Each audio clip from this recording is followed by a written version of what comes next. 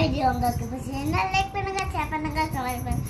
மறக்காம கோகிலா கிச்சனுக்கு சப்ஸ்கிரைப் பண்ணுங்க. தேங்க்யூ, வணக்கம்.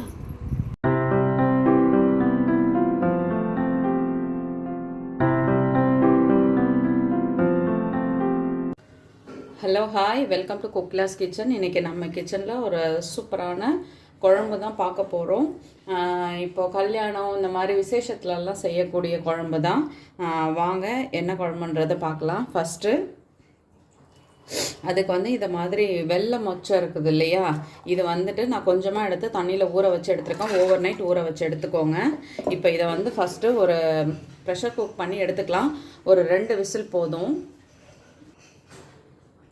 இப்போது நான் தண்ணி கொஞ்சமாக வச்சு இதில் கொஞ்சமாக உப்பு சேர்த்துக்கிறேன். குழம்புல சேர்ப்போம், சும்மா இந்த காய்க்காக.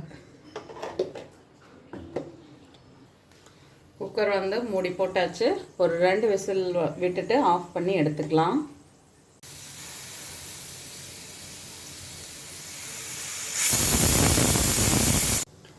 இன்றைக்கி வந்து நம்ம வந்து கத்திரிக்காய் மொச்சப்பருப்பு போட்டு காரக்குழம்பு தான் வைக்க போகிறோம். இப்போ அதுக்கு வந்து ஒரு பொடி வந்து ரெடி பண்ணிக்கிறோம். வழக்கமாக எல்லோரும் செய்கிற பொடி தான்.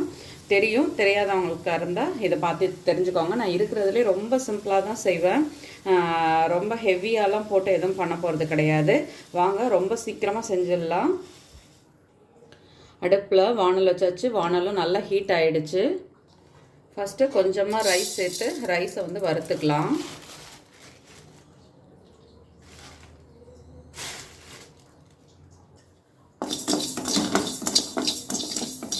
இது ஃபஸ்ட்டு கொஞ்சம் லைட்டாக சூடு ஏறட்டும்.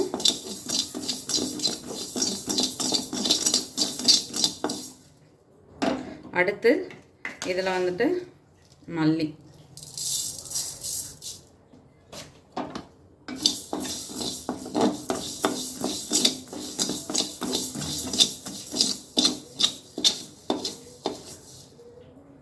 அடுத்து 1/4 ஸ்பூன் அளவு வெந்தயம். நம்ம கம்மியாக தான் செய்ய போகிறோம் இல்லையா, அதனால் வந்துட்டு வெந்தயம் வந்து நான் கம்மியாக தான் சேர்த்துருக்கேன். அடுத்து மிளகு 1/2 ஸ்பூன் அளவு,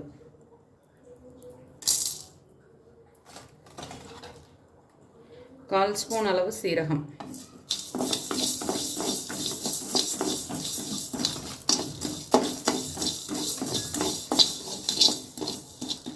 இது கூட 1 ஸ்பூன் அளவு கடலைப்பருப்பு,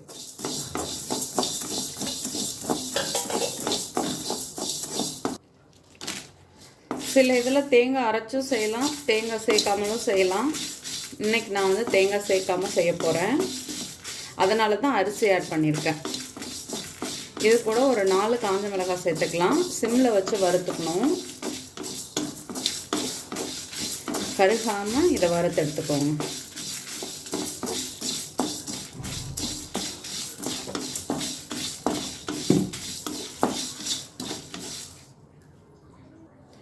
இப்போ சின்ன லெமன் சைஸ் அளவு புளியை தான் நான் ஊற வச்சுருக்கேன். இதை வந்து கரைச்சி எடுத்துக்கலாம்.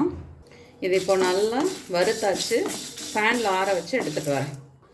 ஃபேனில் ஆற வச்சுட்டு மிக்சியில் பவுடர் பண்ணிக்கிறது தான். இதுக்கு வந்து நான் சின்ன வெங்காயம் பூண்டு உரித்து வச்சுருக்கேன். வத்த குழம்புனாலே நல்லெண்ணெய் தான். நல்லெண்ணெய் இன்றைக்கி தீர்ந்துருச்சு, அதனால நான் ரீஃபைண்ட் ஆயிலில் தான் செய்கிறேன். ஒரு 3 ஸ்பூன் அளவு நான் வந்து எண்ணெய் சேர்த்துருக்கேன். இப்போ எண்ணெய் நல்லா சூடாகட்டும். இப்போது தாளிப்பு போட்டுடலாம். கொஞ்சமாக வெந்தயம், அதுக்கடுத்து கடுகு. கடுகு இப்போ நல்லா பொரிஞ்சிடுச்சு. பூண்டு வெங்காயம் 2த்தையும் சேர்த்துக்கலாம்.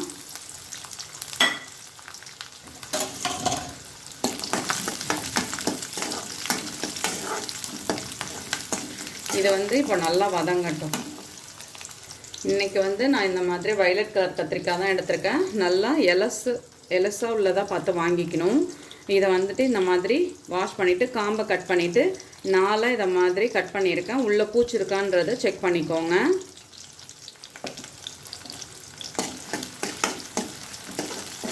நெக்ஸ்ட்டு நான் கத்திரிக்காய் தான் சேர்க்க போகிறேன். அதனால் இப்போவே குழம்புக்கு தேவையான அளவு உப்பு சேர்த்துக்கிறேன்.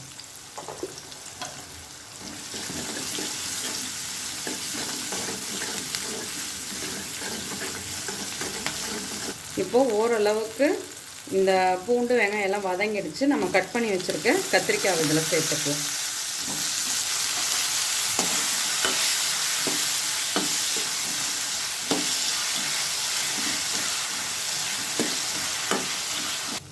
இப்போது நான் வந்து ஒரு 4 தக்காளி, சின்ன தக்காளி தான் இந்த நாட்டு தக்காளி, இதை வந்துட்டு கட் பண்ணிவிட்டு மிக்சியில் அரைச்சி எடுத்துகிட்டு வரேன். இப்போது அரைச்சாச்சு. இப்போது தக்காளி சேர்க்குறதுக்கு முன்னாடி நம்ம வந்துட்டு இந்த பொடிகள்லாம் ஆட் பண்ணிடலாம். 1/4 ஸ்பூன் அளவு மஞ்சத்தூள், அதுக்கப்புறம் தனியாத்தூள் வந்து ஒரு 1.5 ஸ்பூன் அளவு சேர்த்துருக்கேன். அடுத்து தனி மிளகாத்தூள்.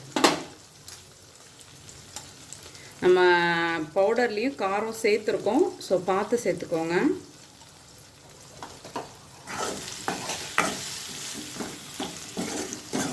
இப்போது இதை நல்லா வதக்கிட்டு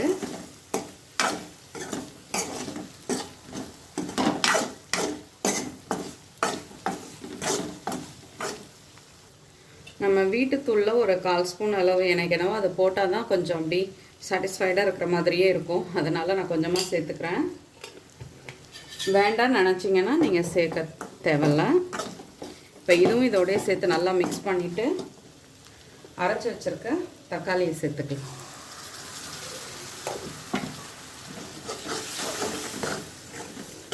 ஒரு நிமிஷம் இந்த மசாலாவோட தக்காளி வந்து நல்லா வதங்கட்டும். இப்போ பாருங்கள், நல்லா எண்ணெய் பிரிஞ்சு வர ஆரம்பிச்சிடுச்சு. இந்த ஸ்டேஜில் நம்ம எடுத்து வச்சுருக்க புளி தண்ணியை சேர்த்துக்கலாம். இங்கே பாருங்கள், நான் ஓப்பன் பண்ணிட்டேன். இந்த மொச்சப்பருப்பு நல்லா வெந்துடுச்சு. இங்கே பாருங்கள், இப்போ நல்லா சாஃப்டாகவே இருக்குது. இப்போ குழம்புல போட்டோம்னா இன்னும் கொஞ்சம் வேகும் பொழுது அது இன்னுமே நல்லா வெந்துடும். இப்போது இதையும் நம்ம வந்து குழம்புல சேர்த்து கொதிக்க விடலாம்.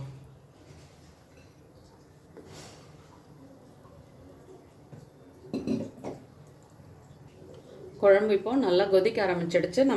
இப்போது நம்ம வறுத்து வச்ச பொருட்கள் எல்லாத்தையும் பவுடர் பண்ணி எடுத்துகிட்டு வந்துடலாம்.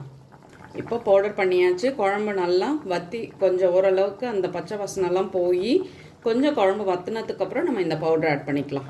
ஏன்னா முன்னையே சேர்த்துட்டோம்னா அப்புறம் திக்காகிடும். இதில் போட்டிருக்க கடலப்பருப்பு, அரிசி இதெல்லாம் சேர்த்து குழம்பு ரொம்ப திக்காக்கிடும்.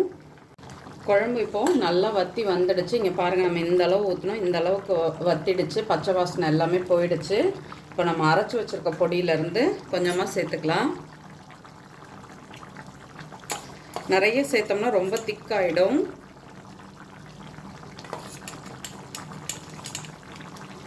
ஒரு 2 ஸ்பூன் போதும்.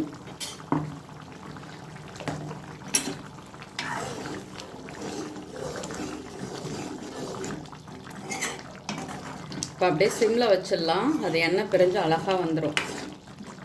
குழம்பு பாருங்கள், சூப்பராக நல்லா எண்ணெய் பிரிஞ்சு வந்துடுச்சு. கரெக்டான பதத்தில் இருக்குது. நம்ம இந்த ஸ்டேஜில் ஆஃப் பண்ணிடலாம். இதுக்கு மேலே நம்ம வந்து இதை வற்ற வைக்க வேண்டாம்.